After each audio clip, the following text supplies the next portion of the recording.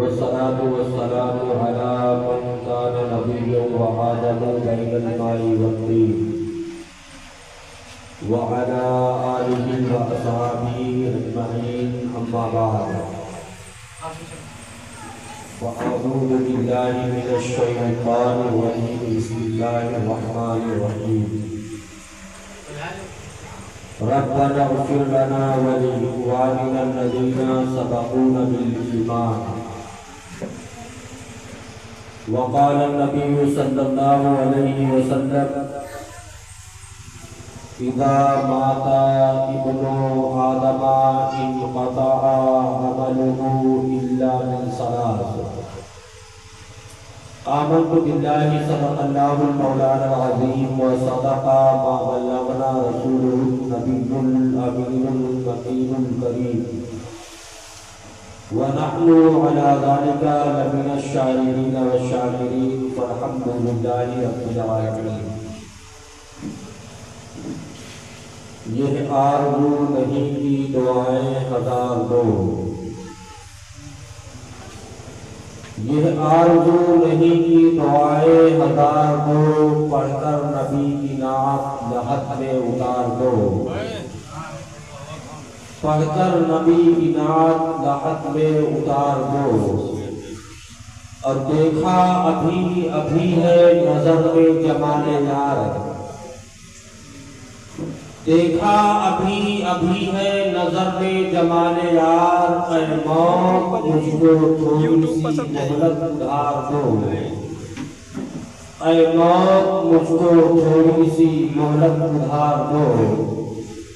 اگر جیتنا ہے عشق میں لازم یہ شرط ہے، گر جیتنا ہے عشق میں لازم یہ شرط ہے، کھیلو اگر یہ بازی تو ہر چیز ہار دو، کھیلو اگر یہ بازی تو ہر چیز ہار دو.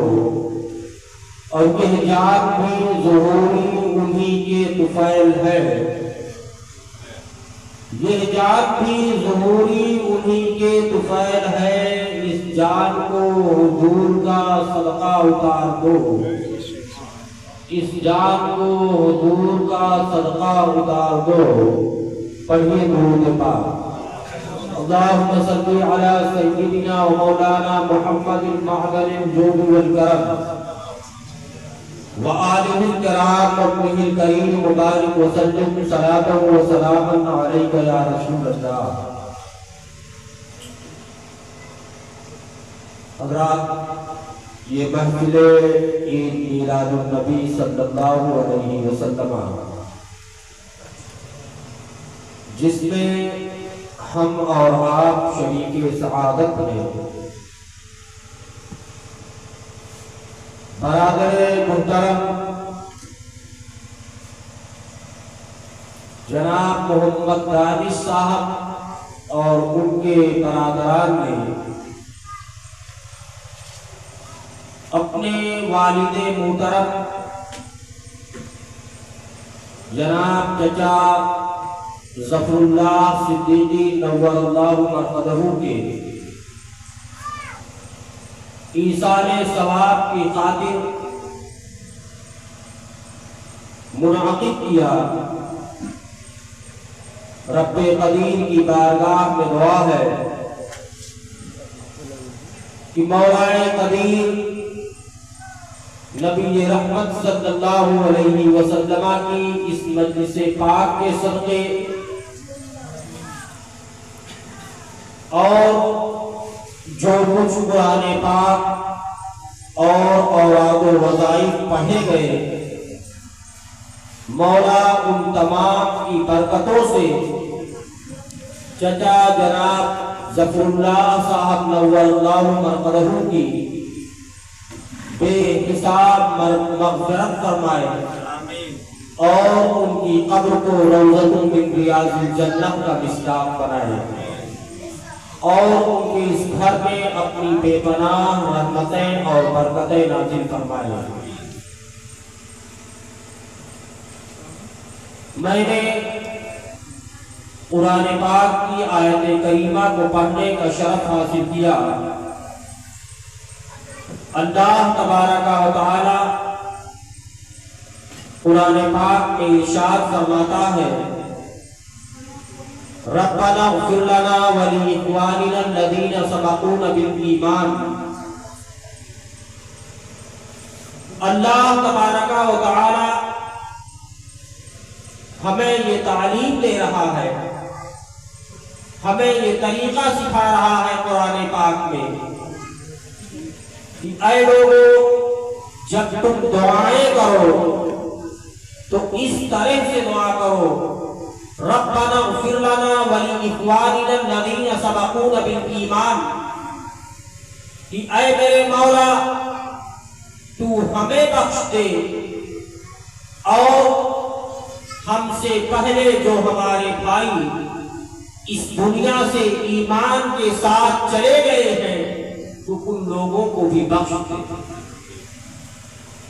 یہ اللہ تبارک و تعالی اس نے اس آیت پاک کو قرآن پاک میں نازل فرمایا، اور پورا قرآن پاک یہ تعلیم امت کے لیے ہے، امت کو احکام شریعت اور اللہ کے احکامات سکھانے کے لیے ہے۔ اس آیت کا قرآن پاک میں موجود ہونا یہ واضح دلیل ہے کہ اگر ہم اپنے لیے یا اپنے بھائیوں کے لیے قرآن نے اخواننا فرمایا، اور یہاں اخواننا سے مراد رشتہ ایمانی کی اخوت ہے۔ اس کا مطلب صرف یہ نہیں ہے کہ ہمارے بھائی جو اس دنیا سے گئے انہی کے لیے دعا کریں گے تو دعا مقبول ہوگی۔ اس کا مطلب یہ ہے کہ ایمانی رشتے کا بھائی ہو، وہ چاہے رشتے میں باپ ہو، چاہے بیٹا ہو، چاہے بھائی ہو، چاہے کوئی بھی جو ہے جسمانی رشتہ اس کے ساتھ نہ ہو، مگر ایمانی رشتہ اگر ہے اور ہم اس کے لیے دعائیں مغفرت کرتے ہیں، اس کے لیے بخشش کی دعا کرتے ہیں، تو اللہ کی یہ آیت واضح دلیل ہے کہ رب ذوالجلال ہمارے بھی گناہوں کو معاف فرما دے گا اور ہمارے مرحومین کے گناہوں کو بھی بخش۔ ربنا اغفر لنا ولإخواننا الذین سبقونا بالایمان، اے ہمارے رب تو ہمیں بخش دے اور ہمارے ان بھائیوں کو بخش دے جو ہم سے پہلے اس دنیا سے ایمان کے ساتھ چلے۔ حضرات، یہ سالینہ کا موقع ہے، کبھی ہم سالینہ کرتے ہیں، کبھی 40واں کرتے ہیں، کبھی 10واں اور 20واں کرتے ہیں، کبھی بزرگوں کے اعراس مناتے ہیں، کبھی نبی کریم صلی اللہ علیہ وسلم کی میلاد مناتے ہیں۔ یہ دور، یہ طریقہ دور صحابہ سے لے کر کے اہل سنت و جماعت کا امتیاز ہے، اہل سنت و جماعت کا طریقہ رہا ہے کہ اہل سنت و جماعت ان تمام طرق پر عمل کرتے چلے آئے ہیں۔ آج کے کچھ دنوں پہلے کچھ لوگ پیدا ہوئے جنہوں نے ان تمام کاموں کو، چاہے وہ تیجا ہو، چاہے 40واں ہو، چاہے 10واں ہو، چاہے 20واں ہو، یا بزرگوں کے اعراس ہو، یا نبی کائنات صلی اللہ علیہ وسلم کی میلاد ہو، یا چراغاں کرنا ہو میلاد کے موقع پر، یا گلگلے لگانا ہو میلاد کے موقع پر، ان تمام چیزوں کو آج سے کچھ دن پہلے کچھ لوگ پیدا ہوئے جنہوں نے ان چیزوں کو بدعت کہا اور یہ کہتے ہیں کہ نبی کریم صلی اللہ علیہ وسلم کے زمانے میں یہ تمام کام نہیں ہوتے تھے، نہ نبی کی میلاد بیان کی جاتی تھی، اور نہ 10واں کیا جاتا تھا، نہ 20واں کیا جاتا تھا، نہ سالانہ منایا جاتا تھا، نہ کسی کا عرس کیا جاتا تھا، لہذا یہ تمام کام بدعت ہے۔ اور رسول اللہ صلی اللہ علیہ وسلم نے ارشاد فرمایا کل بدعت ضلالہ، ہر بدعت گمراہی ہے۔ اب اس کا مطلب یہ ہوتا ہے، مخالفین ہم پر یہ اعتراض کرتے ہیں کہ یہ لوگ بدعتی ہیں، بدعت کرتے ہیں، وہ کام جو رسول اللہ کے زمانے میں نہیں ہوا یہ لوگ کرتے ہیں، لہذا یہ بدعتی ہیں، اور بدعت کرنے کی بنیاد پر یہ لوگ جہنم میں ڈالے جائیں گے۔ आओ सुनो, आप बिदअत को समझ लीजिए। कोई बिदअत कहे तो आप उसके बताएं कि बिदअत वो चीज नहीं है जिसको जो रसूलुल्लाह के जमाने में होती थी, बल्कि हजरत इमाम नववी रहमतुल्लाह तआला अलैह हैं, जो मुस्लिम शरीफ जैसी अजीम किताब के शारिह हैं, वो लिखते हैं अल बिदअतु बिकसरिल बा हिया इहदासु मा लम यकुन फी अहद रसूलिल्लाह सल्लल्लाहु अलैहि वसल्लम। बिदअत हर वो चीज है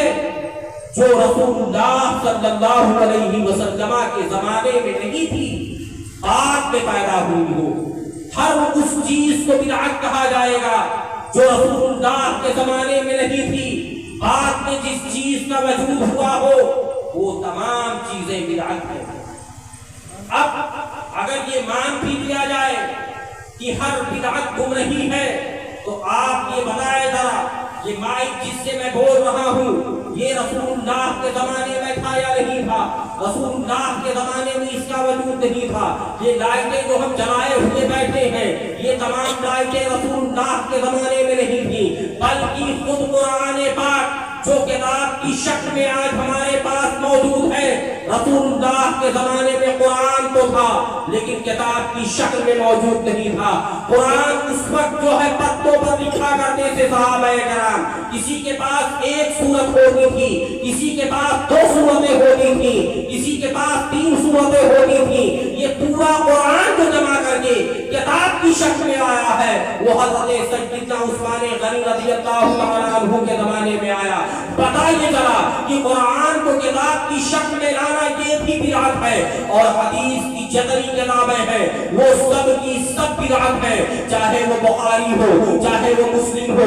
चाहे वो तिरमिज़ी हो या जितनी और किताबें हैं। ये 200 साल तक रसूलुल्लाह के जमाने के बाद तक नहीं थी, तीसरी सदी हिजरी में इन तमाम किताबों का वजूद हुआ है। लिहाजा अगर आज हम बिदअत से बचना चाहें, हमारा पूरा घर और हमारा पूरा मुआशरा बिदअतों से भरा हुआ है, अगर हम बिदअत को छोड़ना चाहें तो हम तो क्या, जो लोग बिदअत का ढिढोरा पीट रहे हैं वो भी बिदअत को नहीं छोड़ते। जिन गाड़ियों पर हम सफर करते हैं, जिन घरों में हम रहते हैं, जिन मस्जिदों में हम नमाज पढ़ते हैं, रसूलुल्लाह के जमाने में मस्जिद थी वो छप्पर की मस्जिद थी, उसमें खजूर के तनों के जो है पिलर लगाए गए थे, खजूर के पत्तों की छत बनाई गई थी। ये जो पक्की मस्जिदें बनाई जा रही हैं, ये मदारिस जो बनाए जा रहे हैं, कॉलेज जो बनाए जा रहे हैं, यूनिवर्सिटीज बनाई जा रही हैं, ये सारी की सारी चीजें बिदअत हैं। रसूलुल्लाह के जमाने में किसी ऐसी चीज का वजूद नहीं है।